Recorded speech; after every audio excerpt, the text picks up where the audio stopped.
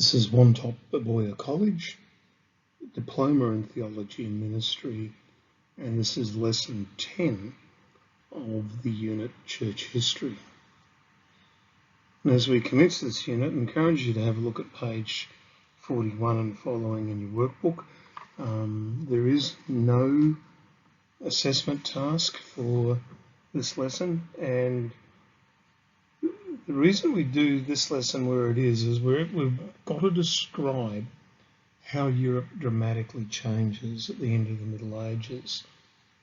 And it is one of the ones that we have found over the years that our students at Wantop really have difficulty understanding, and I'll talk a bit about that in a little while, a couple of slides in fact. That European culture has changed quite dramatically and quite often in ways that traditional indigenous cultures have not.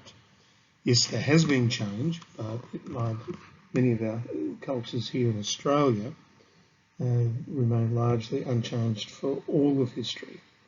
Whereas Europe, we saw in the last lesson, Europe had become quite brutal, harsh, and somehow Christianity is bringing hope and good news out of the middle of what is actually a very harsh society. And we shouldn't be too surprised. The Romans very early on in the piece were basically a society where the bullies ran everything, and the people who could lead gangs and beat up people better than anybody else became the leaders and became rich and whatever.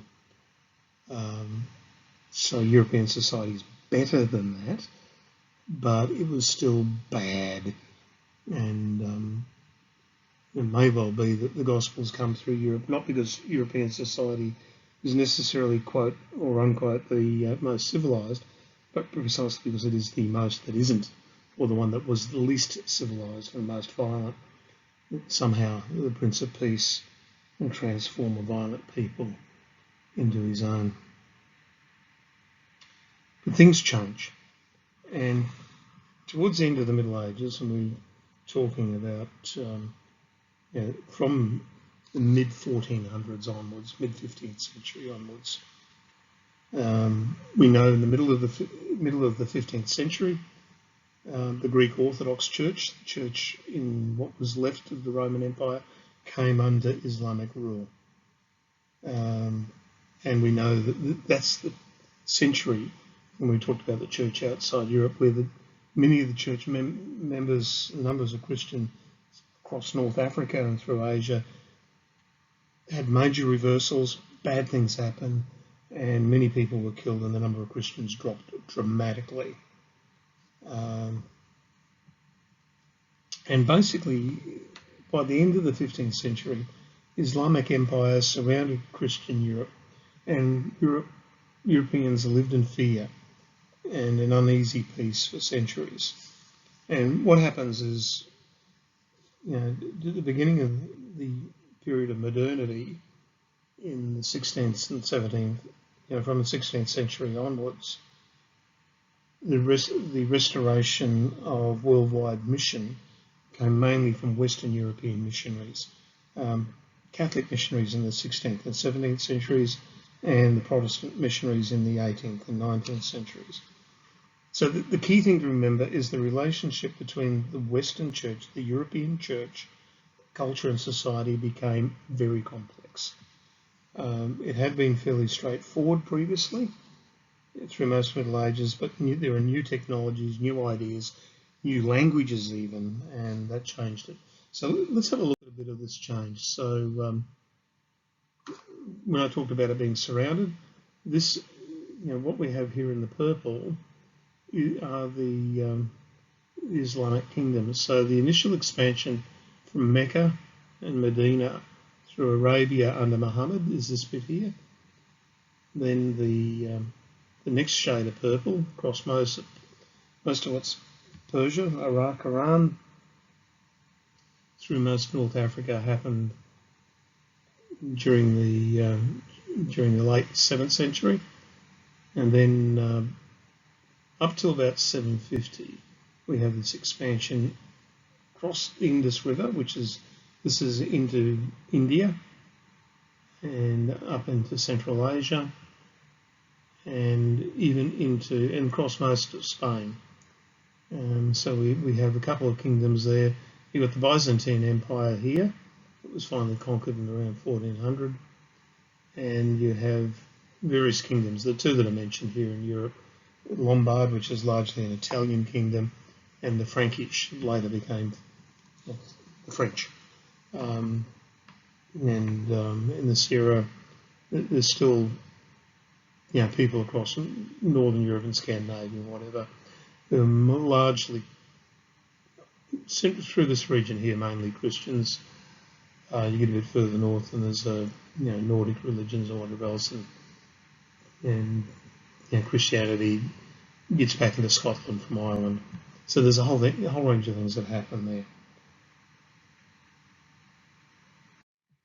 Now, when we look at a timeline, Aboriginal cultures in Australia go way, way back, tens of thousands of years, with very little change. Torres Strait Island cultures, we know that there's evidence of Torres Strait Islands being occupied 6,000 to 7,000 years ago, and those cultures have been fairly continuous with their own traditions and languages. European cultures, I was trying to find a picture of a braided rope or a plaited rope. Complex, changing, different things happening, different offshoots. It's really terribly confusing. Makes study of European history very difficult. And from people looking at it from outside, I can just imagine I know when I was starting doing history, there's still lots that I don't know, even though I love learning about it. People from outside European culture, I think, have got to be just completely bamboozled by how Europeans do anything. And I think one of the valid criticism that I heard when I was in Arnhem Land was, how do you white fellas survive without law and custom? And that's actually one of the hopes of the gospel, that God continues to call wayward people back into relationship.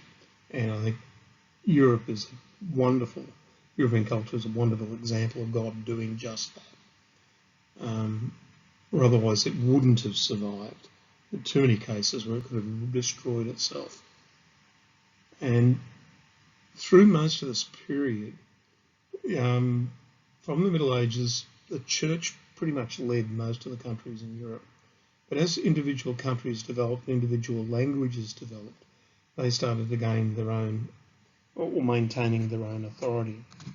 So we talked in the last lesson about a number of the presenting issues, and there's a lot more of them, and some of them they have not been fixes. There have been other issues that have arisen that have actually led to layer on layer of these things. We talked about corruption, greed, and violence, and one of the issues was experience has showed over many centuries that if you forced stability across a community, that was actually better than the alternative, because if there was instability, people starved, there was worse violence. So they knew the system wasn't great, but it was better than the alternative. People were poorly educated. And just looking ahead a couple of lessons to the Counter-Reformation, it didn't just include most of the general people. Many of the leaders, including church people, many priests, were poorly educated.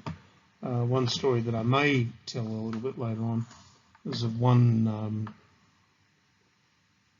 Catholic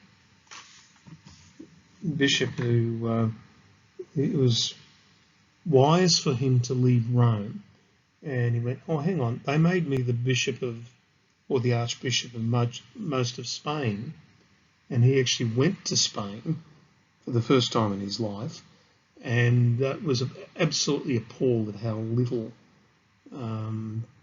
well, how few of his priests could actually read and write, and how bad their sermons were, and he actually forbade them to teach. He said, "No, you're going to those of you who can't read and write, you're going back to school to learn, and the rest of you, you are going to teach and preach what I write for you." So, poor education was a major issue. But change happened. So we know independent governments, and those governments largely along, by and large, largely along the lines of some of the modern European countries today. There were new languages, so French develops in the late Middle Ages. English, which is a real hodgepodge of a number of different European and British languages, and Viking and Scandinavian and you name it, put together. German develops. So there's all of these changes happening. And in addition to this, there's all of these new technologies which take the world by storm. Now, I'd mentioned in an earlier lesson that Christians were accused of being terrorists using gunpowder. Gunpowder became very much more widely used, which resulted in the development of cannon, of guns, which changed the face of warfare. So using bow and arrow and crossbows gave way, and mounted knights on wearing armour and hiding in castles gave way to more mobile fighting, because cannon could take short work of any castle. There's this wonderful new fabric called silk. Nobody in Europe knew how it was made. There were many. I've read a couple of reports of people trying to work out what kind of plant the fibre came from. Nobody would actually think that it was excreted by silkworms. Nobody knew. It was a trade secret, which obviously meant if the silk was becoming widely used, then there was definitely trade happening with China, and a combination of trade across Islamic states and through later on areas controlled by the Khans meant there was new trade. And of course, part of the trade that came back was, this other item down here, paper. It was easier to make cheaper books, because papyrus and other materials they used for writing and publishing before this were very expensive. So cheaper, more accessible. Magnetism was discovered, and they discovered you could actually make a compass, which means you could navigate, and it led to better ships being built, and you could actually sail from one country to another without actually keeping sight of land. It did also mean in the 1492, Christopher Columbus takes ships. He was trying to sail to India going west, and was convinced most of his life that his entire life, that he'd actually found the Philippines. His problem was he thought the world was a lot smaller than it actually is, and everybody else thought it was a lot bigger than it actually is. But that meant that they made contact with the West Indies, access to sugar became more available, high-calorie food. The big technology change, and has a category all of its own, was the invention of the printing press. So the printing press, along with cheap paper, meant book production was much, much easier. So all of these issues led to a number of fixes. And the picture there of Gutenberg's press, and the first book that Gutenberg printed on that press was, of course, the Bible. Very hard because all the letters were backwards, mirror writing all the way through, until somebody invented reversible type. So some of the fixes. And there we have. There's a Gutenberg Bible on the very next slide. Forgotten I've actually put that in. You won't have a picture of that in the book.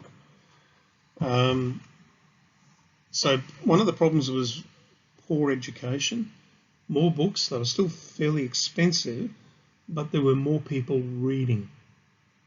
Because there was corruption one of the things people were actually, because they were learning more, they were thinking things through and basing their faith decisions on what they had learnt, so things made sense. And quite often, one of the other fixes was the government would actually control where people lived and how they lived. But there were consequences. The big one, most of the end of the Middle Ages is marred by war. And when we get into the beginning of the Reformation period, there are wars of religion. An example of, French Protestants versus Catholics. It's just one example of many, many wars that were fought over over those centuries. And you've even got one war called the 100-Year War. So you get that. It leads to the Reformation and the division of the church. The development of personal freedoms. Sometimes personal freedoms were increased. Sometimes they were decreased, depending on the type of country that you're in, and whether you're under a ruler who believed in freedom or one who wanted to control everything. So all of these things were happening. So so all of these things happened. It was complex. Nobody, and we're still living through the consequences of that. And we'll see what some of those are in following lessons. The personal freedoms of Western culture, I make the point in the book, one of the ironies is really odd, that the countries that are most free are only free because their leadership, the king usually, said that you could be free and forced it on pain of death. It's one of those ironies that the freedom that we enjoy in our society cannot force people to hold the values which actually create that freedom. And so it is difficult. And I point you to the table at the bottom of page 42, a number of the presenting problems, solutions. Well, I've mentioned a few more here than what I've got in the table there. People learnt more, people fought more, the denominations developed. There were new ways of living together in society developed, tolerance or intolerance, freedom, power, and the one that starts to get into the era that many of our students are concerned with is the rise of colonialism, and we'll talk about that in a future lesson. We've got a chart there, just shows the period of the Reformation, which is where we're coming to in the next lesson. And you'll see that it starts in the 16th century, so early 1500s is when the Reformation nominally is started. And we'll see it starts with Martin Luther. But in the 2 centuries before that, we have the printing press, and one of the ones I will stress again in the next lesson, because I hear a lot of nonsense around Australia and even from some of our students about, we've got to use the King James Bible because it was the first English Bible. Well,